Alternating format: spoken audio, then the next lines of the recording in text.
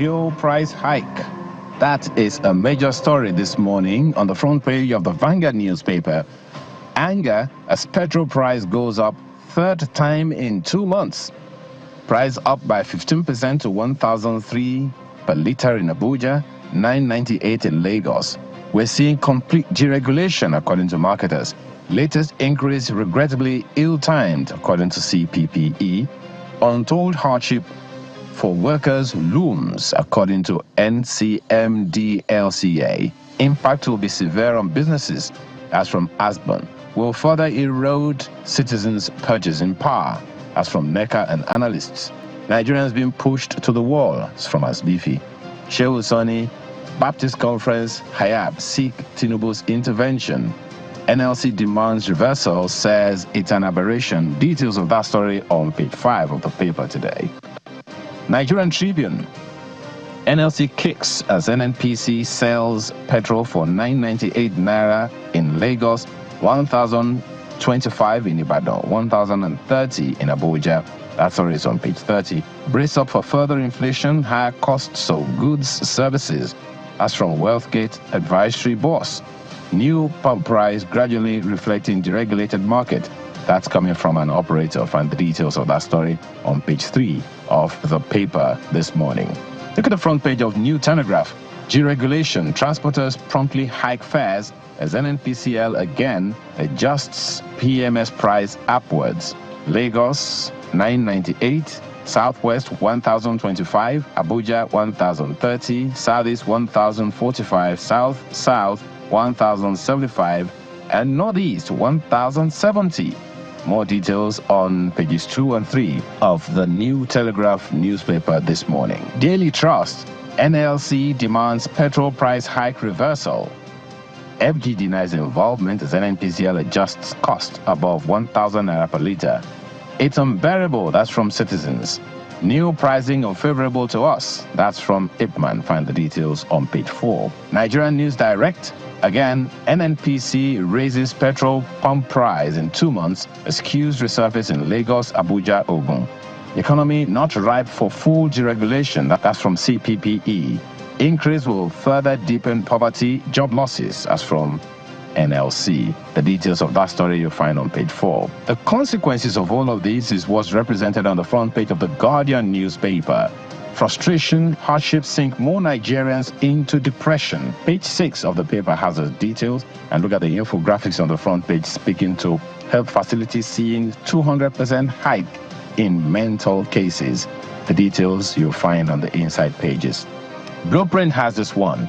LG autonomy. Senate moves to amend constitution, urges states, LGs to comply with Supreme Court judgment.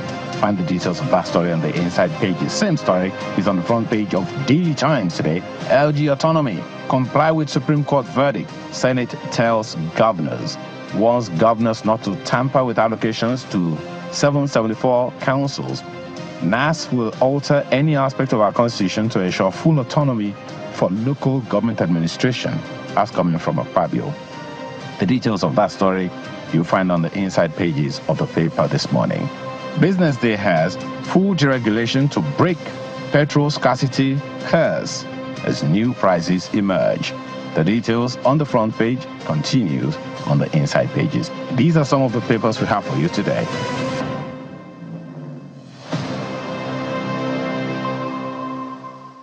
Well, you certainly cannot ignore the story on fuel price hike and the stance of NLC on this current situation of things. But we didn't get here overnight. It has been a gradual progression, whether, so you have seen it come as another kettle of fish. But just a few weeks ago, I think it's about 2 or 3 weeks ago, Pengerson, did a press conference led by its leader, Comrade Festus Osifo, trying to lay the groundwork, to explain to people what precisely was going on and making their own request to government, because it seemed that they saw this price hike coming and they saw it as inevitable.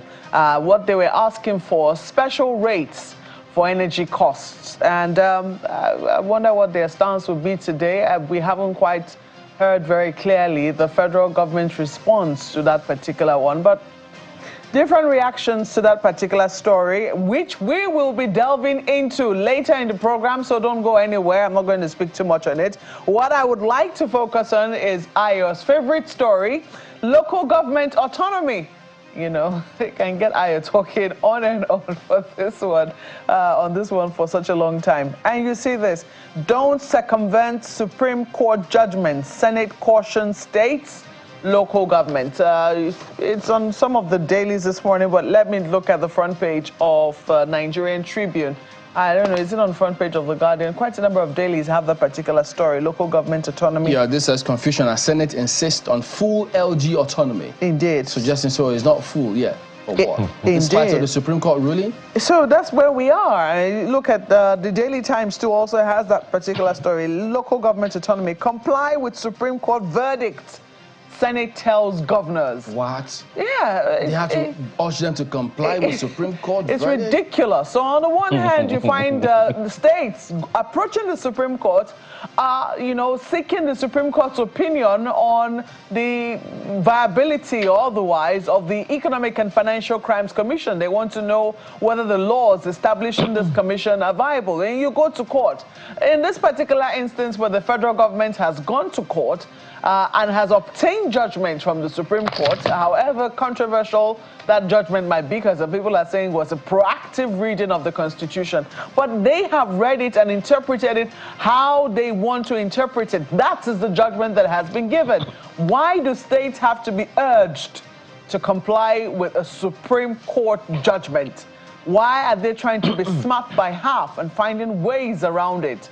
Not to comply with that particular judgment. There are big questions, and it raises a lot of, questions about our state as a country. Are we a state of laws, or we're a banana republic where anything goes, where we ignore even the ruling of the apex court of the land? What is going on? I think our governors need to speak up. This is not the time for silence. They need to tell us precisely what is going on, and what exactly will be the consequence of not meeting a Supreme Court ruling. What should be the consequence?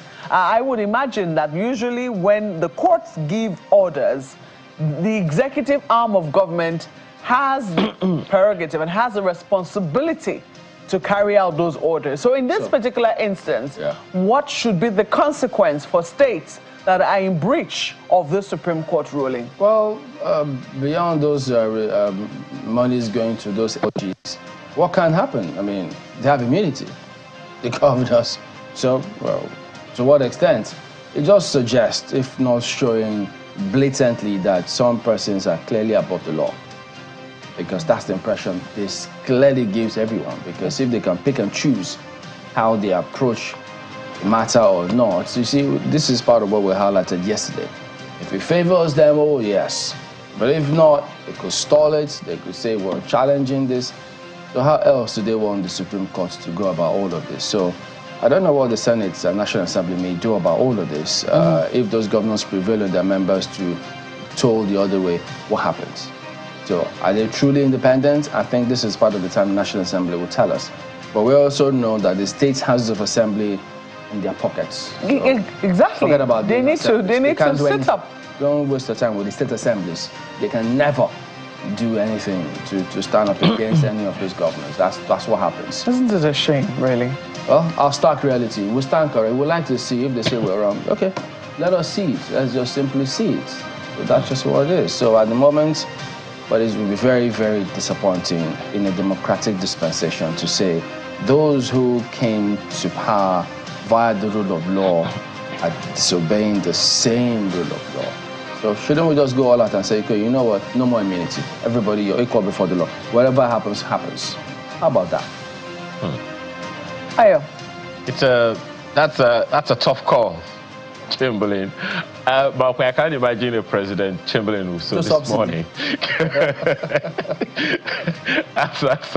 Was still a military head of state. I just can't imagine that right now. But I mean, you're spot on. It was in August, I think, that the federal government set up a committee, and in agreement with the states, to a 3-month moratorium on local government autonomy. In fact, if you remember, the federal government set up a 10-man implementation committee of that Supreme Court judgment, and to imagine that this urging still has to be a matter in contention, that's a little worrisome. What's also interesting is that we've had governors in office who refused this whole idea of local government autonomy, only to get into maybe the Senate or out of government and find out that, look, this is actually a good thing. So it's in our interests for these things to happen. Ultimately, the state governments have to comply with the Constitution and the Supreme Court, because I think essentially what the Supreme Court did was just to interpret the Constitution. It is in the Constitution that the money that belongs to the local governments belong to the local government squarely, and the states should make contributions to that purse. So if the money from the federal government is going straight to the local government, money from state governments should also go straight to the local government. So do they have their own contributions to it? And I think that's another matter altogether. But you know, in the spirit of the World Mental Health Day, this is what I'm interested in this morning. Frustration, hardship sink more Nigerians into depression. Well, as we mark the World Mental Health Day, I think it is auspicious for everyone to pay attention to that part of your life. Pay attention to your mental health. Pay attention to your state of mind. There is no point worrying over something you can't control. Fuel price hike has come. Yes, it has come. What can I do about it? I was having this conversation with you, Chamberlain, privately, that look, if you do a calculation of how much you have to spend on fuel before now, it was quite something. If, for instance, you have a 50-liter tank and you have to fill that 50-liter tank and you have to pay 1,000 naira, then that is 50,000 naira to just fill that. Hitherto, maybe it was just 20 or 25,000 naira, and now you have to pay 50,000 naira.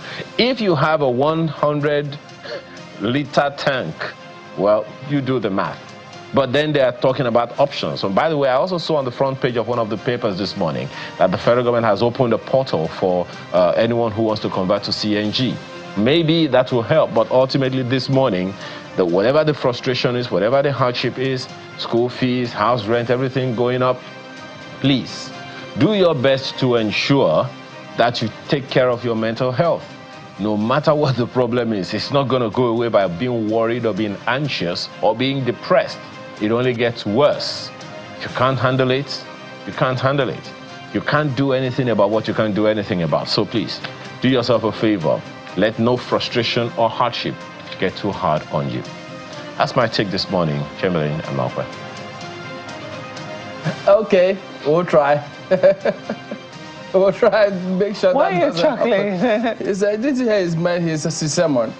He said, hey, don't worry, be happy. Take it easy. I mean, be happy as much as you can. They're teaching children, you know. I mean, I have the privilege of dropping my kids off in school this morning, and I saw that this school is actually celebrating World Mental Health Day. So they're beginning to teach them really, really young, you know, to take care of their mental health. Well, not bad. Way to go, I tell you. But, you know, come to think of it, I'm just wondering, guys, I mean, is it easier or better for us to have CNG centers across the country? Or what about electric vehicles? I mean, if you look at the country, all of those petrol stations, they've got one source of power or the other. So would it be easier for them to have EV charging points in all of the petrol stations? Or the CNG centers? I don't know, I'm just thinking. We'll figure it out. Make of it what you will, guys. So we'll be back in a moment to talk about this price hike yet again. I'll be cautious to say about mental health. We're back after this.